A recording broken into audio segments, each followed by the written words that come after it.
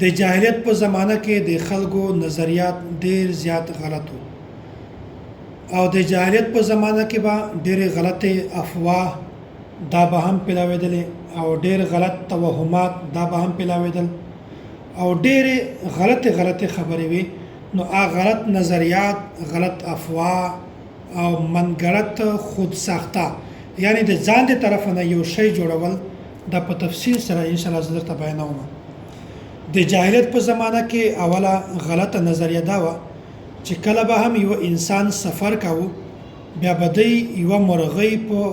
هوا کې والوځوله که چېرته هغه مرغۍ د انسان په شي سیټ باندې ولاړله بیا به دی دا ویل چې د مونږ سفر بالکل کامیاب ده د مونږ سفر دا د برکت وال ده د مونږ سفر د خیر وال ده او که چېرته به دا مرغۍ د انسان په ګس سیټ باندې ولاړله په کیڼ سیټ باندې ولاړه بیا به دی دا وایي چې د مونږ سفر دان د نحوست وال ده بیا به دی سفر ملتوي کو هغه وخت به سفر کله هم نه کاوه سفر به پرېښود او د جاهلیت په زمانه کې دومه غلطه نظریه دا ده چې کله به هم د یو انسان په کور باندې کوانګ چې هغه ته په اردو کې اولو وایي هغه کېناسته بیا به د دې نظریه دا وه چې مونږ دا کور بالکل ویران شي د مونږ دا کور ختم شو د مونږ په کور کې نحوست راغی د مونږ کور بالکل د ولې نه ختم شو د بنیاد نه ختم شو حالانکه دا هم غلطه نظریه وه نو ګورئ توهم پرستی دا مطلب ته شایده چې د یو داسې شی وجود ګڼل چې په حقیقت کې د یو شی بالکل وجود هم نه وي وس دا مرغۍ په اسمان کې په هوا کې الوزول دا د کوانګ په دیواله باندې کېنستل په حقیقت کې د بالکل وجود هم نشته او خلک د دې متعلق غلط نظریات غلط افواه غلط توهمات دا پیلاوي په خلکو کې د دغه غلط نظریه د داسې غلط توهمات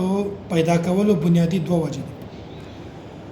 اول وجه دا ده چې دا په خلکو کې ولې داسې پیلاو شوي دي ځکه چې د کم علمي دی وجه نه په خلکو کې دغه علم ډیر کم د دې خبرې نه بالکل نواقف وو د شریعت د اسلام د تعلیماتو نه دا خلک بالکل نواقف دي د شریعت د احکاماتو نه بالکل نواقف دي نو دغه وجه نه د جاهلیت په زمانه کې داسې غلط نظریات داسې غلط توهمات دا بالکل زیات شوي چې خلکو ته د شریعت د اسلام بالکل د احکاماتو علم هم نه وو جاهل وو انپړ وو هیڅ علم نه ورته دې د وجنه په داسې غلط نظریاتو کې مبتلا او په دې کې د ابتلا دوه وجه دا ده چې ګورې په شروع کې بر صغیر پاک او هند چې پاکستان او هندوستان ول دا کله په یو ځای باندې وو بیا په هندوستان په خلکو کې داسې توهمات داسې غلط نظریات دا ډېر زیات نو هغه نظریاتو نه څو نظریات بیا په مسلمانانو کې هم نن سبا موجود دي نو هغه بنیادی دغه نظریاتو وجه هغه د مسلمانانو او د هندوستان د خلکو په یو ځای باندې اوسېدل دي د جاهلیت په زمانه کې دا درمه غلطه نظریه دا ده چې کله چا خیسترګه دا وره پیدله بیا به د نظریه د سوچ دا و چې ماته وس خوش خبری ملاويږي ماته یو خبر ملاويږي او کله چا کېنسترګه وره پیدله بیا به د سړي دا نظریه و چې ماته یو غلط خبر ملاويږي ماته یو پریشانی والا خبره ملاويږي حالانکه دا هم د جاهلیت د رسوماتو نه د جاهلیت د غلطو نظریاتو نه یو نظریه ده د جاهلیت په غلطو رسوماتو کې یو غلط رسم دا هم و چې کله یو انسان مخته یو توره پښو راشي بلې راشي پښې راشي دا مختلف قسم الفاظ استعمالېږي بیا به د انسان مقصد دا و د دغه نظریه دا جوړه شوه چې وس د ما په مقصد کې ناکامي ده یو انسان دی یو کار د پر روان د پلار کې د پښو راغله توره پښو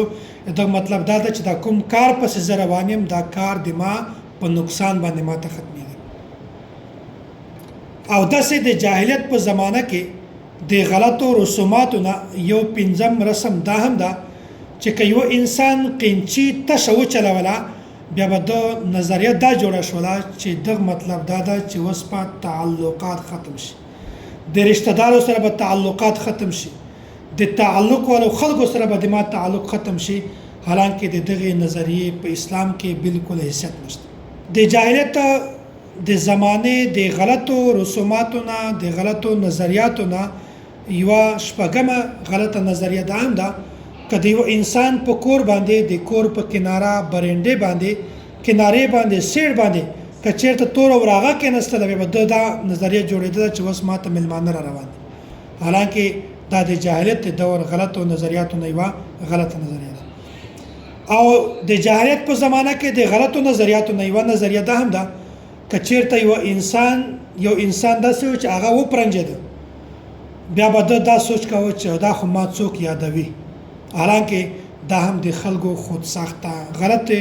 خپلې جوړې کړې یوه نظریه ده، د حقیقت سره هیڅ تعلق نشته. د جاهلیت په زمانه کې د غلطو نظریاتو نه یوه غلطه نظریه ده هم ده چې که د انسان په ښي لاس کې خارش پیدا شو بیا به دا نظریه و دا سوچ پې جوړېده چې ما ته اوس مال او دولت را روان ده، او که د ده په کیڼ لاس کې خارښ شروع شو بیا به دا سوچ کوو دا عقیده دا نظریه به جوړېدله چې د ما په مال کې اوس نقصان را روان ده، حالانکه دا هم د خلکو هسې خبرې دي، د حقیقت سره د شریعت سره دغه هیڅ تعلق نشته. نو ګورئ دا د جاهلیت زمانې څو غلط نظریات، توهمات، غلط عقاید، غلط سوچونه، غلطې وسوسې دا ما تاسو ته بیان کړلې چې د دغو وسوسو د شریعت سره د حقیقت سره هیڅ تعلق نشته. دا داسې نظریات دي چې مخته د دې بالکل وجود هم نشته، مثال هم نشته، خلکو دغو ته خپل وجود ورکړی ده، حالانکه دغه شریعت سره د حقیقت سره هیڅ تعلق نشته.